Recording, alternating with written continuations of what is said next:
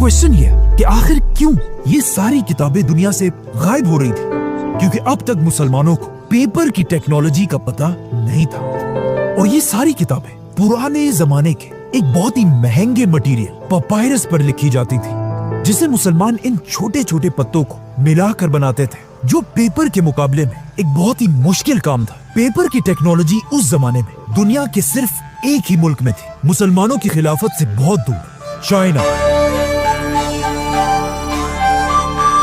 और पेपर की इस टेक्नोलॉजी को चाइना के बादशाहों ने पूरी दुनिया से छुपा कर रखा था, लेकिन बहुत जल्द ये सब बदलने वाला था, क्योंकि अब्बासी खिलाफत के आते ही कुछ ही अरसे बाद मुसलमानों और चाइनीज एम्पायर की सबसे बड़ी जंग,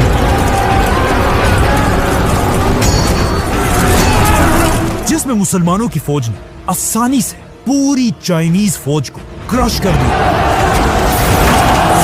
और हजारों चाइनीज सोल्जर्स को अपना कैदी बना लिया। अब कहा जाता है इन्हीं चाइनीज कैदियों में कुछ लोग ऐसे थे जिन्हें पेपर बनाने की टेक्नोलॉजी का अच्छी तरह पता था, और यहाँ से मुसलमान पहली बार इन चाइनीज कैदियों से पेपर बनाने की टेक्नोलॉजी सीखने लगे।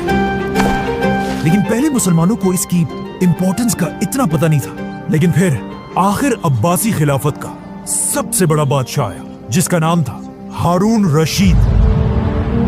और हारून रशीद को पेपर की टेक्नोलॉजी की ताकत का अच्छी तरह पता था, इसीलिए उसने बगदाद में दुनिया की सबसे बड़ी पेपर बनाने की फैक्ट्री बनाई, जिसके साथ ही दुनिया में एक नया दौर शुरू हुआ, जिसे आज तक लोग याद करते हैं, इस्लामिक गोल्डन एज।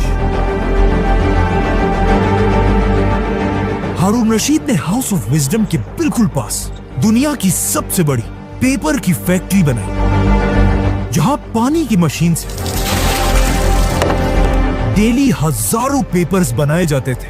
ये दुनिया की सबसे बड़ी पेपर फैक्ट्री थी, और ये इतनी बड़ी बात थी कि यूरोप में पहली पेपर की फैक्ट्री मुसलमानों से 300 साल बाद बनाई गई थी। अब इसी पेपर की टेक्नोलॉजी की वजह से किताबें गायब होने की टेंशन खत्म हो चुकी थी, क्योंकि जो भी किताब हाउस ऑफ विजडम में लिखी जाती थी उसे इसी पेपर मार्केट में कॉपी कर करके पूरी दुनिया में फैलाया जाता था।